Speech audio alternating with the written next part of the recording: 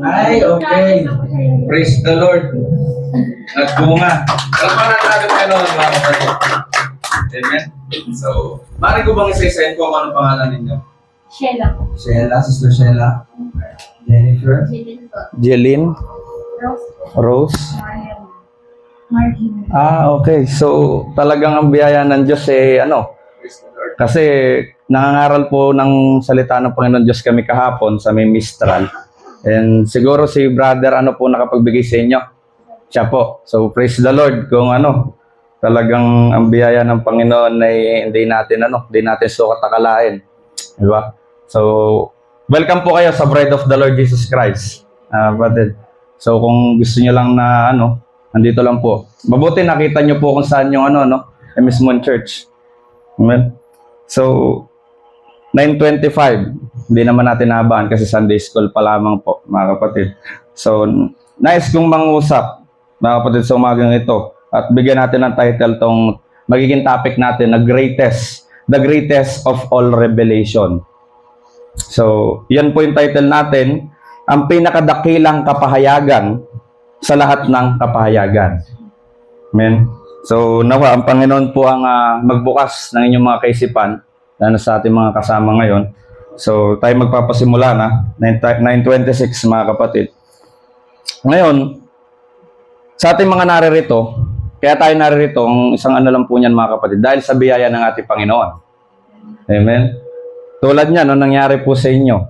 Dahil sa grace of God, dinala niya kayo rito, sa oras nito.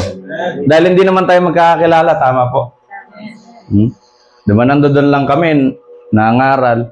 Sabi ko pa nga kay Brother Lionel kahapon, bro, pagmasdan mo yung paligid, talagang walang nakikinig. Yung mga tao dumadaan lang na ganyan. Sabi ko, ganyan talaga siguro. Dahil yun naman nasabi ng Bible. Pero hindi namin alam na may mag-a-attend. Amen? Hindi lang isa, hindi lang dalawa, hindi tatlo. 3 times 2 ni Lord. Tama ba? 3 times 2, 6? So, talagang yung biyaya ng Panginoon, mga kapatid, ay naririyan. So, tayo pinagpala ng Panginoon sa umaga pa lang nito. Bukod sa buhay na pinagkaloob niya sa atin, mga kapatid, isa pang mahalagang bagay ay yung dalhin niya tayo sa kanyang presensya. Magsama-sama tayo, mga kapatid. Bagamat yung iba sa atin, yung iba po natin kasama dito, kamakailan lang tumanggap sa Panginoon, naniniwala ako ng Diyos pinagkaloob sa bawat isa yung kapahayagan. Amen? Tulad ng katotohanan patungkol dun sa mga nabuksan natin noong nakaraan, bautismo, kapahayagan yon, mga kapatid. Di naman ligid sa kaalaman natin na ang bawat isa rito halos tumanggap ng bautismo nung pasimula. Even ako, Katolik ako dati, na bautismo na ako. Pero may katotohanan po pala patungkol roon. At narinibel ng ating Panginoon Diyos sa akin. At sa inyo din naman, mga kapatid na tumanggap. Amen? Napakabuti ng Panginoon. Kasi hindi niya tayo hinayaan na manatili doon sa wala sa katotohanan. Amen? So, ano ba yung katotohanan? Sabi nga natin, nung gisinagawa natin ng mga kapatid, yung mga bago pa lang, lubog sa tubig, tanggap sa pangalan ng ating Panginoon Jesus Kristo. Bakit? Sapagkat yun yung katotohanan. And it is a revelation from God. Ito ay kapahayagan na nagmumula sa ating Panginoon. Kasi kung kami lang, hindi namin din alam yon. Kami nangangaral dito, mga kapatid, kung hindi namin to, hindi ihahayag ng Panginoon sa amin, ang bagay na hindi namin yun mapapangaral sa inyo. Ito ay kapahayagan mula sa Diyos. Isang kapahayagan patungkol sa paano ang isang tunay na naglilingkod sa Panginoon ay lumakad sa kabanalan, mamuhay sa mundong ito ng nasa salita ng ating Panginoon. Dahil yun yung mahalaga, mga kapatid.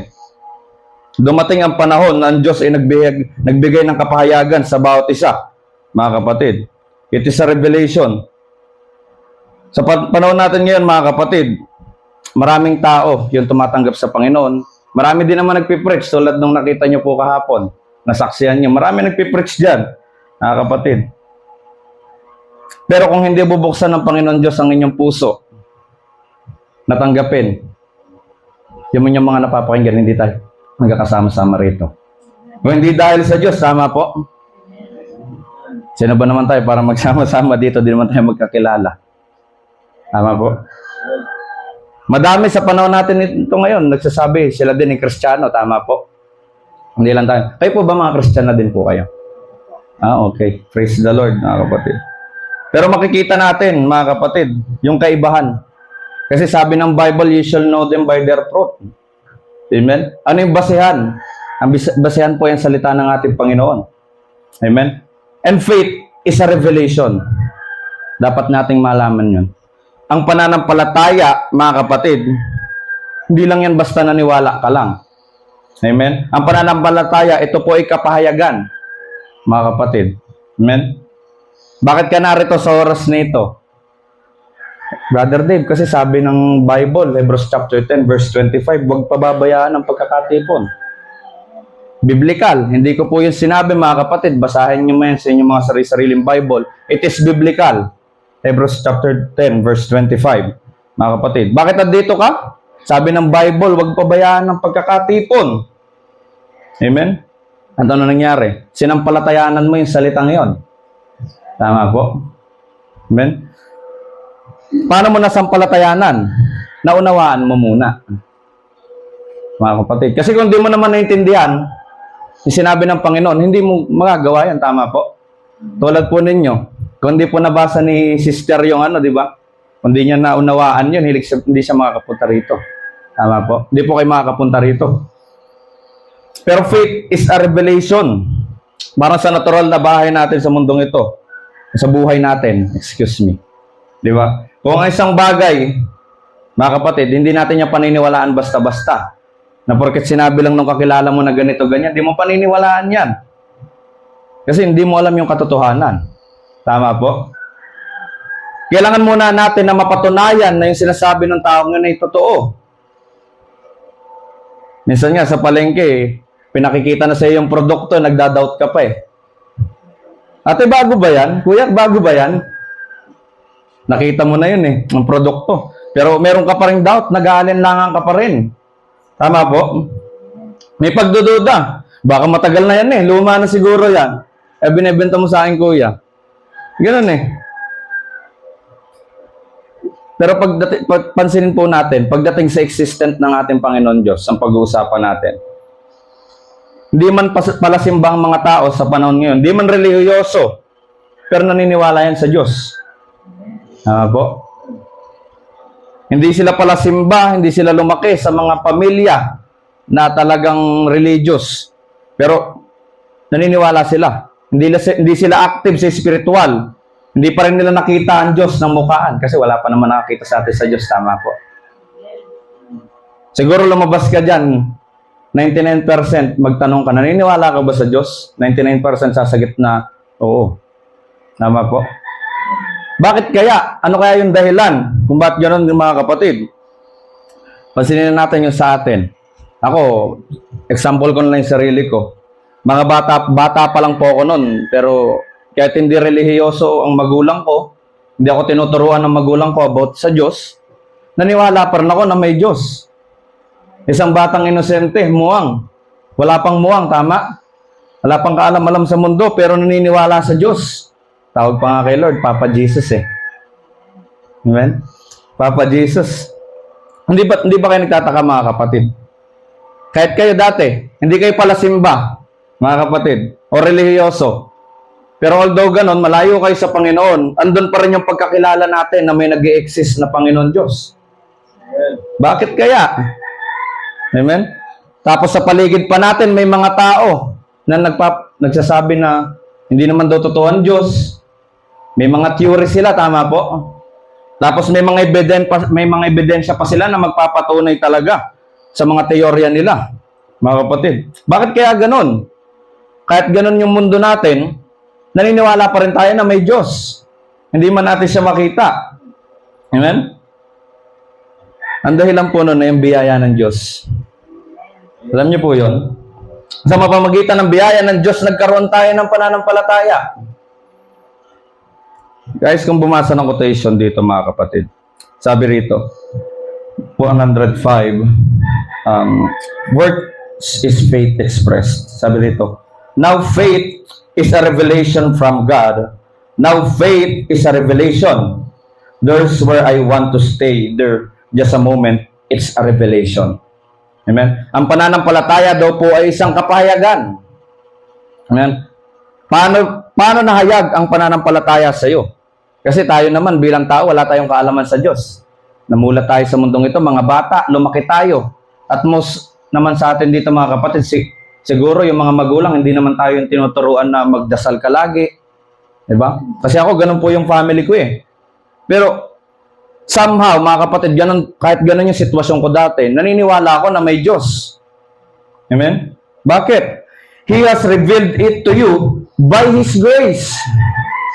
Mga kapatid, ipinahayag dito sa pamamagitan ng kanyang biyaya. Parang katulad nung nangyari sa panahon ni Noah. Amen?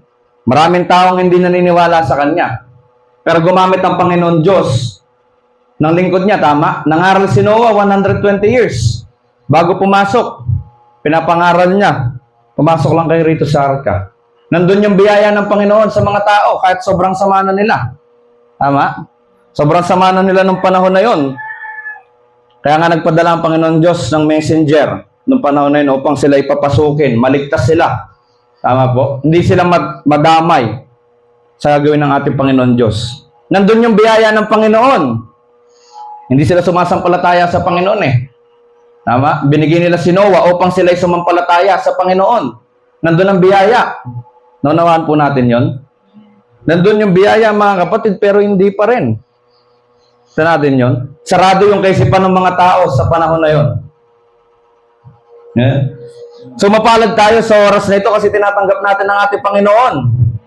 Sa pamagitan ng biyaya ng Diyos, mga kapatid, tayo ay naririto, magkakasama. Faith is a revelation. Tayo rito. It's nothing you did. You didn't work for yourself up into faith. You ever have faith, it's given to you by the grace of God. Amen? Wala kang ginawang anuman. Amen? Hindi mo ito pinaghirapan. Ibinigay ito sa iyo ng Panginoon. Balik ulit tayo sa pagtitipo kay Noah. Di ba wala namang ginagawa yung mga tao doon? Gumagawa lang sila ng mga bagay na hindi talugod-lugod sa Panginoon. Pero dumating ang biyaya ng Panginoon Diyos, isinare sa kanilang mensahe. Kaligtasan. Pumasok kayo sa arka. Mensahe ng Panginoon na pinadala kay Noah. Ano nangyari? Ang mga tao, hindi sila nakinig. Tinawanan nila si Noah. Mga kapatid. Nandun yung biyaya ng Panginoon. Pero dumating yung panahon na nagsarado yung biyaya ng Panginoon. Amen? So, ganun din yung mangyayari sa atin. Mga kapatid, sa huling kapanahonan. Hindi nga lang sa tubig lilipulin, sabi ng Bible. Kasi yun yung pangako ng Panginoon. Pero sa apoy na, mga kapatid. Amen? Kung wala ang biyaya ng Panginoon Diyos sa atin, kailanman ang pananampalataya natin, mga kapatid, hindi natin masusumpungan. Kung hindi ito bibigay ng Panginoon.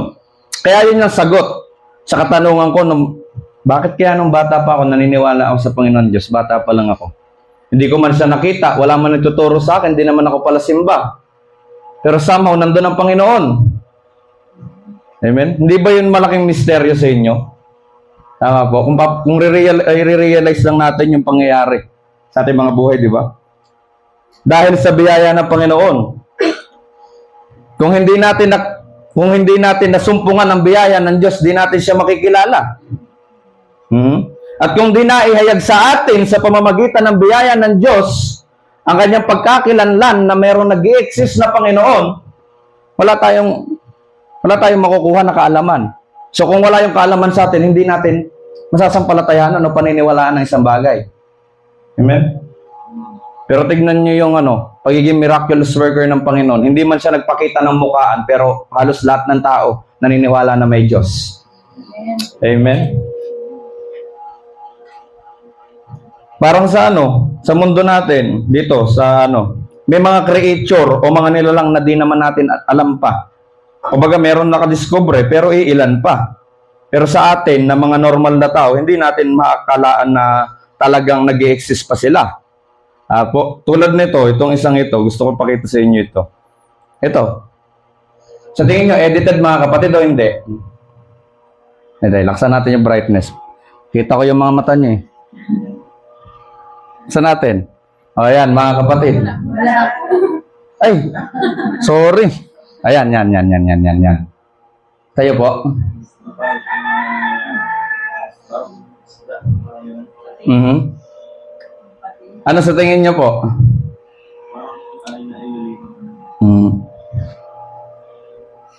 Kung titigyan natin, parang hindi totoo. Pero nag-i-exist yun, mga kapatid. At yung hayop na yun, tinatawag na goblin shark. Pating. Meron silang extendable jaw. Panga. Na-extend yung jaw nila. Parang edited. Parang yung ganong klase ng nilalang, makikita lang natin sa mga napapanood. Tama? Parang pinapakita lang sa mga ano. Pero sa katunayan, meron talaga. Tama po. Kung tawagin nga, goblin shark, makikita siya sa pinakailalim na bahagi ng karagatan, mga kapatid. Isang klase ng nilalang na mukhang hindi totoo. Pero totoo pala talaga. Baka ipakita ko sa inyo yun eh, isang beses hindi kayo maniwala eh. Pero kung may search nyo mga kapatid, talagang totoo siya. Ngayon, mga kapatid, kung papasin natin, kaninang hindi ko pa pinakita, wala pa tayong kapahayagan o kaalaman patungkol roon, tama? Sino nakakaalam na may ganun na? Wala pa. Tama? Wala pa yung kaalaman sa atin o kapahayagan patungkol sa hayop na yon. Hindi pa natin alam na nag-i-exist pala talaga yon. Kahit ako, mga kapatid, di ko naman alam na nag-i-exist yun eh. Not until kagabi. Tinignan ko. May mga creature na hindi, ano.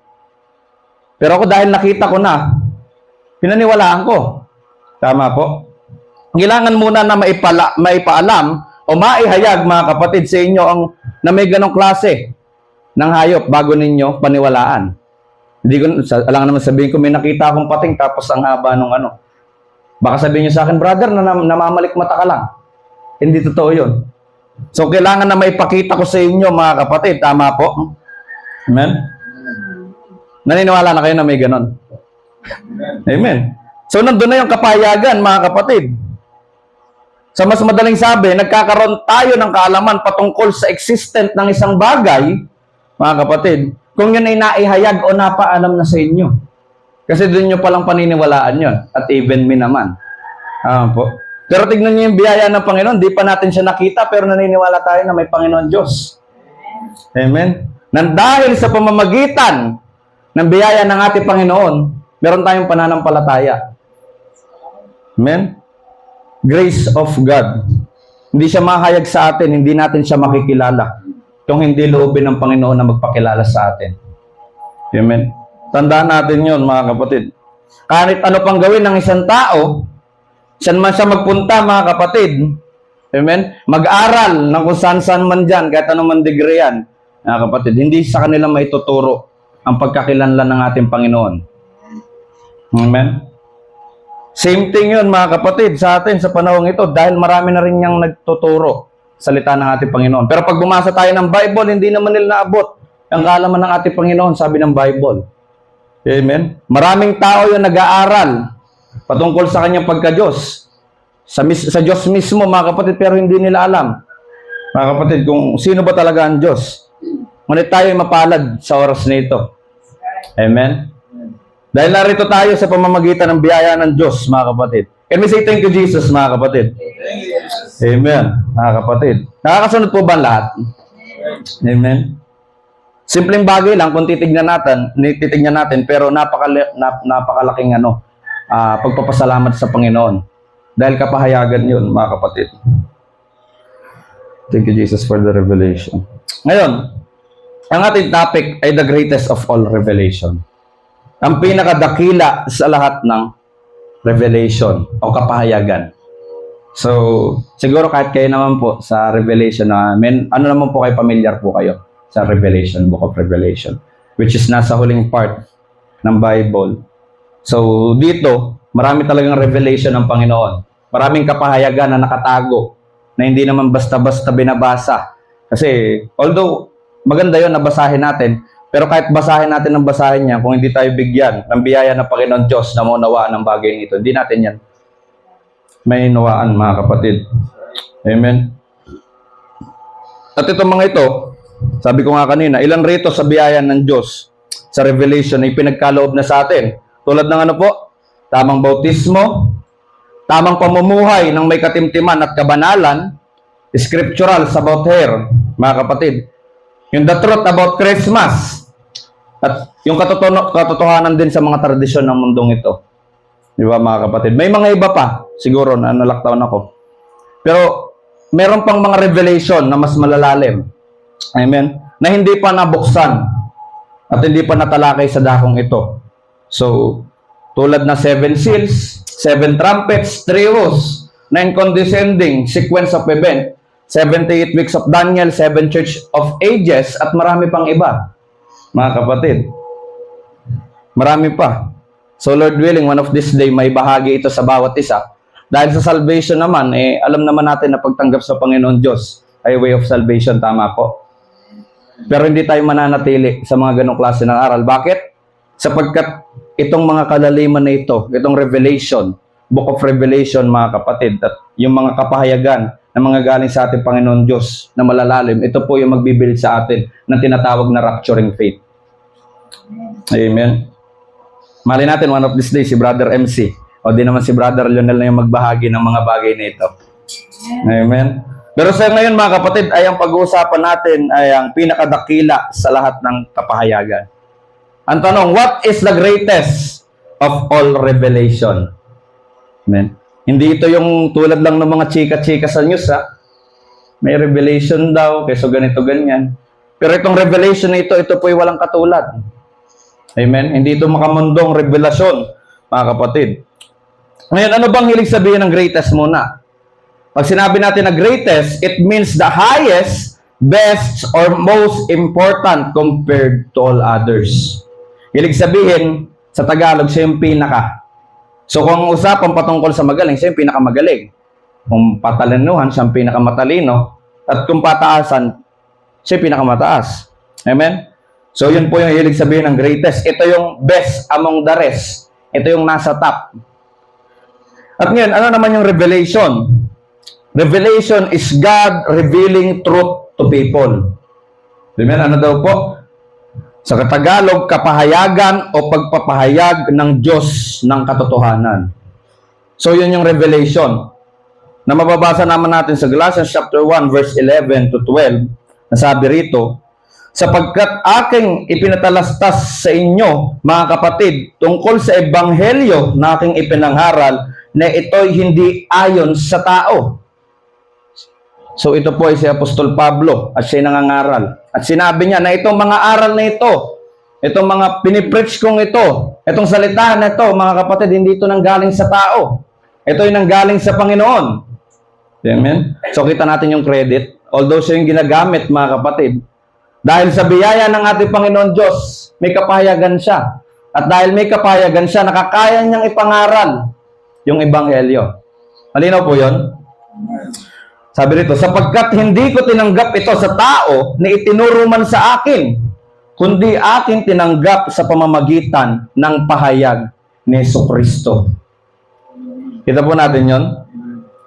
Tinanggap sa pamamagitan ng pahayag ni Jesucristo. Nasa Kanya yung biyaya ng Panginoon dahil inihayag sa Kanya, mga kapatid. Amen? Ito ay nanggagaling sa Diyos, hindi ito tinuturo kahit saan. Sabi nga po natin kanina.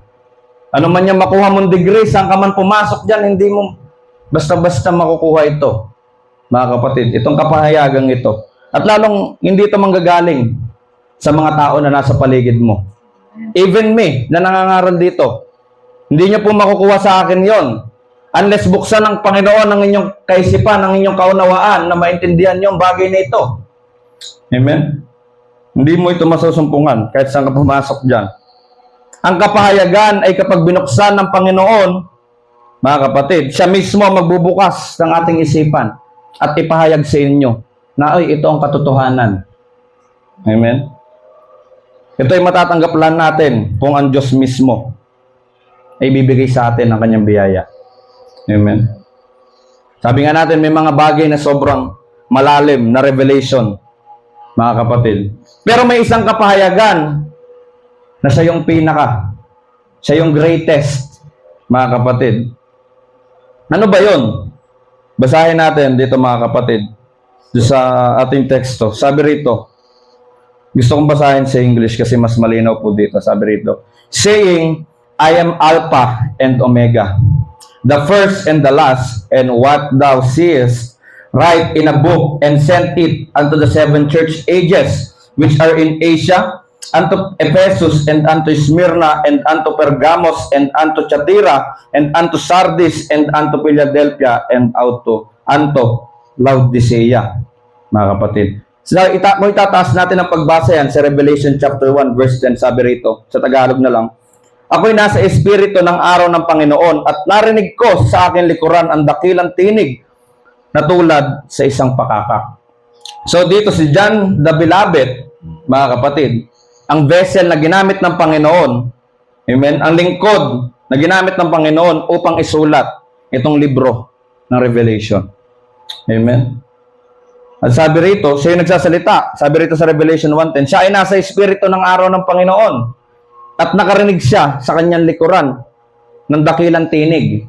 At ito ay hinambing niya o hinilintulad niya sa isang pakakak. Tunog na isang tulad ng isang pakakak, mga kapatid. At ano sabi ng tinig daw? Sabi dun sa verse 11, ito, ano daw yung sinasabi? Saying, I am Alpha and Omega. Susundan po natin yon. May tinig na narinig si John. At yung tinig na yun, sabi, I am Alpha and Omega. Anong ibig sabihin ng Alpha and Omega, mga kapatid? Alpha means beginning o simula. Ano naman yung Omega? Omega means the end, last. O kaya sa siya na yung kahulihan, mga kapatid. Alpha and Omega, kapag pinagsama natin, ano yung mangyayari? Ano yung mapo-form? Kasi siya yung simula, siya yung ending. Eh kapag natapos, siya din ulit yung simula. Ano mangyayari? Mga kapatid, pag pinagsama mo yun, mga kapatid, magkakaroon ng eternal. Walang hanggan. Tama po? Kasi, siya yung simula, siya yung kawakasan, tapos siya ulit yung simula, siya ulit yung magsisimula. Ibig sabihin, infinity. Kumbaga doon sa di ba? 8. Wala siyang 8 na nakaganyan, nakaside. Eternity. At ang sabi rito sa Bible, I am Alpha and Omega. I. Pag sinabi natin na I, ito po ay singular. Tama po? I. Ibig sabihin, tumutukoy ito sa isang individual. Isang tao lang. Hindi ko naman sabihin I am running tapos kasama ko kayo. Di ba? Ang gulo. Pero sabi rito, I am Alpha and Omega. Ako ang pasimula at wakas. Amen? Pinagsama natin. May eternal. Tama po? Amen? Now, sagutin natin yung tanong, ano ba yung greatest revelation? Mga kapatid. Ano ba yung pinakadakilang revelation sa lahat? Sabi rito, mga kapatid, the Patmos Vision, paragraph 132. The greatest of all revelation is the deity, the supreme deity of our Lord Jesus Christ. Anong ibig sabihin ng deity? Ito po, mga kapatid, ay ang pagka-Diyos. Amen? Ang pinakadakila sa lahat ng mga kapahayagan ay ang pagka-Diyos ng Panginoon. Amen? Pagkaunawa, mga kapatid, sa kataas-taasang pagka-Diyos ng ating Panginoong Hesus Kristo. Amen? Ano daw po ulit yung greatest of all revelation? Panasusundan natin? Amen. Praise the Lord kung nakakasunod tayo. Sabi rito, you can get to first base until you believe that. Bilang isang Kristiyano, mga kapatid, hindi ka man lang makakarating sa unang hakbang bilang isang Kristiyano, mga kapatid, kung hindi mo paniniwalaan ang pagka-Diyos ng ating Panginoon. Kung hindi ka naniniwala na may Panginoon at hindi mo siya kilala. Mga kapatid. That's what Peter said. Repent and then see the deity. Be baptized in the name of Jesus Christ for the remission of your sins and then you're ready to go in the Spirit. Diba sabi ni Pedro, magsisi kayo. At magpabautismo, tama. Amen? Lahat naman tayo. Magsisi kayo. Pagkatapos makikita niyo ang Panginoon. Sabi rito, makikita ninyo ang pagka-Diyos. Magpabautismo kayo sa pangalan ng Panginoong Jesucristo. Di ba meron dalawang bautismo, mga kapatid? Yung isa sa ngalan ng Ama, ng Anak, Espiritu Santo. At marami yung sinusundan na formula. Bakit? Sapagkat nga hindi nila nakita yung pagka-Diyos, hindi nila nakilala ang pagka-Diyos. Maraming tao na magsasabi dyan na ito ang katotohanan pagdating sa bautismo. Hindi na, si Pedro naman nagsabi na bautismo kayo sa pangalan ng Panginoon Jesucristo Pero isa kanila, yung dala-dala nila, ang nagsalita daw doon, sasabihin nila si Lord Jesus Christ mismo. Pero may kapahayagan doon, mga kapatid. Nakakasunod po ang bawat isa? Amen. Naway pagkalog sa atin ng Panginoon Diyos sa revelation natin kailangan, mga kapatid. Sabi magpabautismo kayo sa pangalan ni Jesucristo. Amen. Kaya tayo na tumanggap sa Panginoon, nagpabaptize ulit tayo, tama? Sa tamang pamamaraan na. Kasi nakita natin, inihayag sa atin ng Panginoon Diyos yung dapat, mga kapatid. Diba? Dati sabi doon, pabautismo kayo sa pangalan ng Ama, ng Anak, ng Espiritu Santo.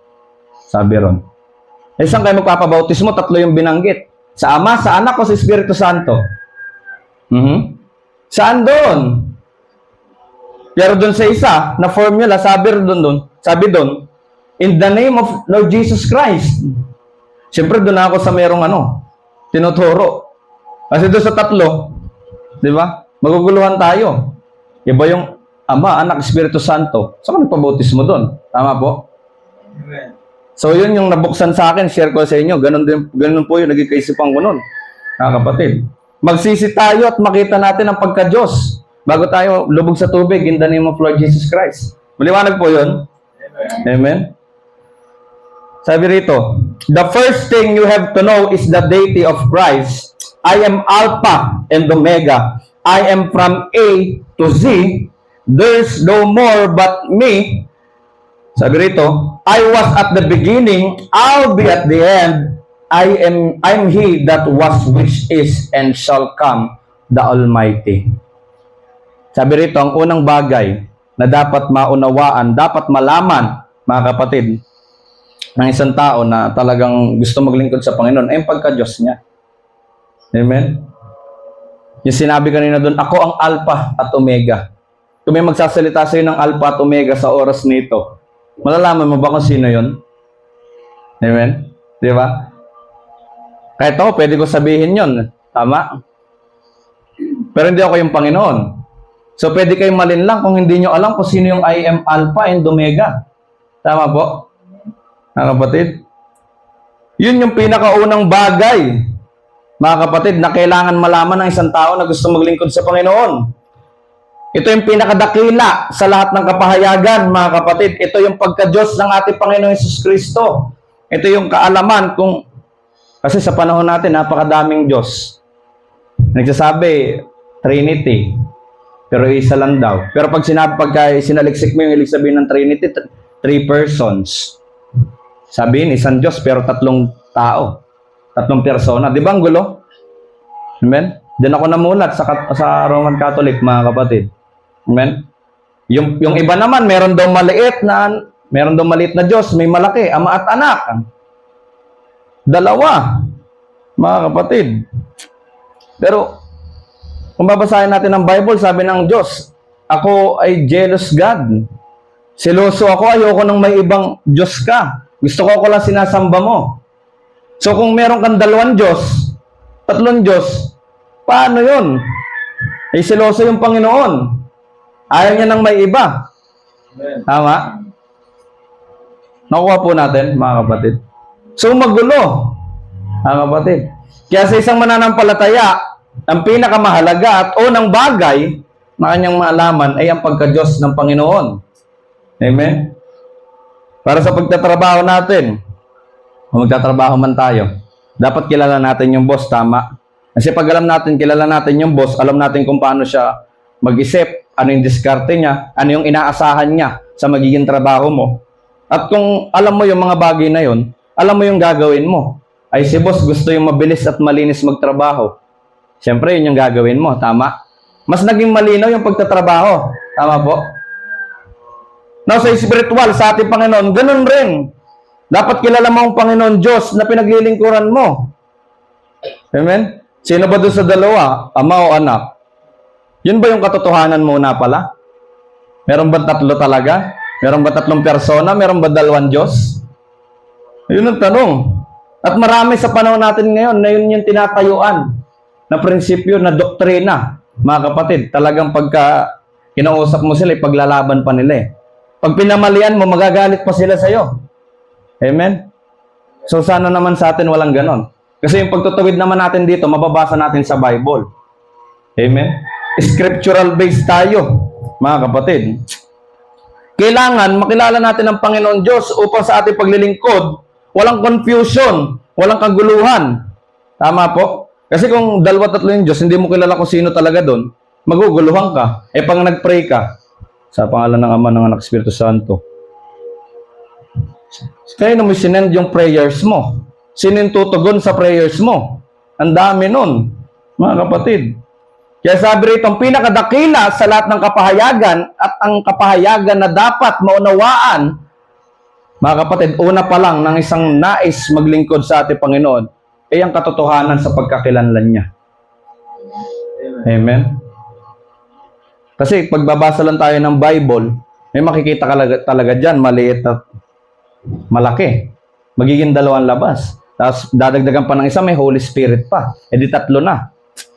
Pero may tamang kapahayagan doon, mga kapatid. Amen?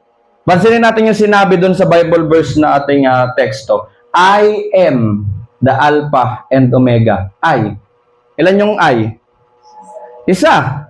I am Alpha and Omega. So, isa. Wala siyang ibang mga kapatid. Tama po? Amen? Ako po ba sarili ko po bang kaisipan yon or mababasa natin sa Bible? Diba? Nasa Bible naman, mga kapatid. Yun yung pinakamahalaga na bagay na malaman natin bilang isang naglilingkod sa Panginoon. Dahil kung hindi natin maunawaan ito, magkakaroon talaga ng kaguluhan. Pero pag nakilala mo ang Panginoon Diyos, kung sino ba talaga siya, parang sa example lang natin kanina, mas magiging madali ang trabaho. Sa atin, mas magiging madali, magiging magaan ang paglilingkod natin sa Panginoon kung kilala natin ang ating Panginoon Diyos. Amen? Kung maglilingkod ka lamang, mga kapatid, o ang isang tao na hindi niya nakikilala ang kanyang pinaglilingkuran, walang kabuluhan yon.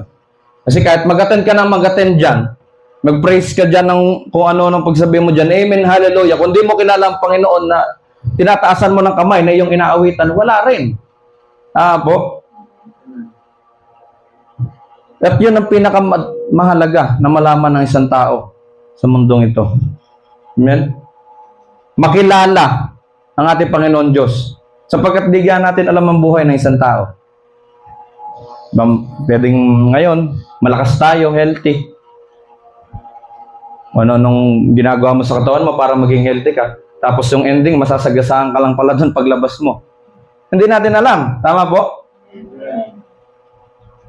At mahirap yung mawala tayo sa mundong ito nang hindi natin kilala ang ating Panginoon. Amen? So, napakahalaga ng bagay nito na makilala natin yung I am Alpha and Omega na sinasabi ng Bible. So, since tayo po, mga kapatid, ay Sunday School lamang, meron pa tayong main preaching. Amen?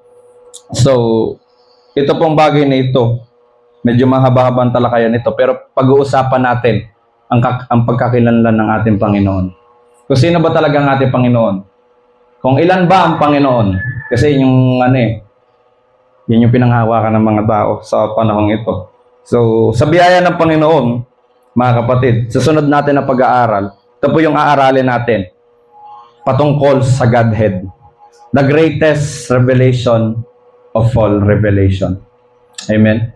So, naintindihan po ba natin yung bagay na ito? Amen? So, kung may katanungan pa kayo, mga kapatid, na naguluhan kayo, pwede naman kayo magtanong mamaya after ng service natin. Pero sa ngayon, pansamantala muna natin puputulin ng ating talakayan at tayo po ay darako sa praise and worship, mga kapatid.